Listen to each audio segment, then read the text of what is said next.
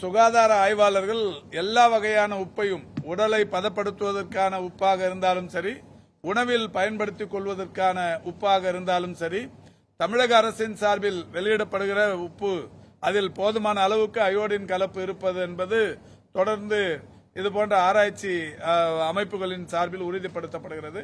தனியார் அமைப்புகளின் சார்பில் விற்பனையாகி வருகிற விநியோகிக்கப்பட்டு வருகிற அந்த உப்பு குறித்தான அந்த ஆராய்ச்சிகளை சுகாதார அலுவலர்கள் தொடர்ந்து செய்து வருகிறார்கள். அந்த வகையில் ஏதாவது குறைபாடுகள் எங்கேயாவது கண்டறிந்து தெரிவிக்கப்பட்டால் நிச்சயம் அந்த கிராமங்களில் இருக்கிற அந்த பகுதிகளில் இருக்கிற சுகாதார ஆய்வாளர்களின் மூலம் நடவடிக்கை எடுக்கப்படும். எங்க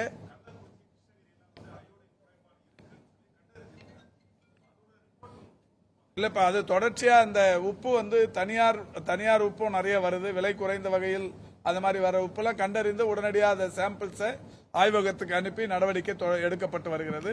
அந்த வகையில் இப்போ வந்து எல்லாருக்குமே விழிப்புணர்வு வந்திருக்கு. அரசின் சார்பில் இப்போ கூட நம்ம அந்த லேப்ல பார்த்துட்டு வந்தோம். பல்வேறு வகைகளில் அரசே கூட இன்னைக்கு அந்த உப்பு விற்பனை செய்கிறது. அதுல வந்து அயோடின் கலப்பு இருக்கிறது. அதை நிறைய பேர் வாங்குறாங்க. இப்ப நீங்க சொன்ன அந்த உடல் பதப்படுத்துகிற அந்த உப்பில் இருக்கிற பிரச்சனைகள் குறித்தும் நடவடிக்கைகள் தொடர்ந்து கொண்டிருக்கிறது. இல்லப்ப அதுக்கு சீல் வைப்பாங்க. இப்போ சாதாரணமா இந்த பான் பராக்கு குட்கா வித்தாவே முதல்ல வந்து அபராதம்ன்றோம், அப்புறம் வந்து கடை மூடுறோம்.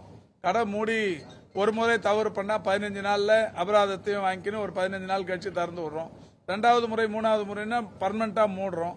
அந்த வகையில் ஆயிரக்கணக்கான கடைகள் மூடி வச்சிருக்கிறோம். இதுதான் நடவடிக்கைங்கிறது. சீஸ் பண்றோம். நேற்று திருச்சியில இந்த ஒரு சைனால இருந்து வாங்கின அந்த நூடுல்ஸ் புல்டாக், அந்த நூடுல்ஸ் விற்கிறது ஆன்லைன்ல வாங்கி ஒரு குழந்தை இறந்துருச்சு.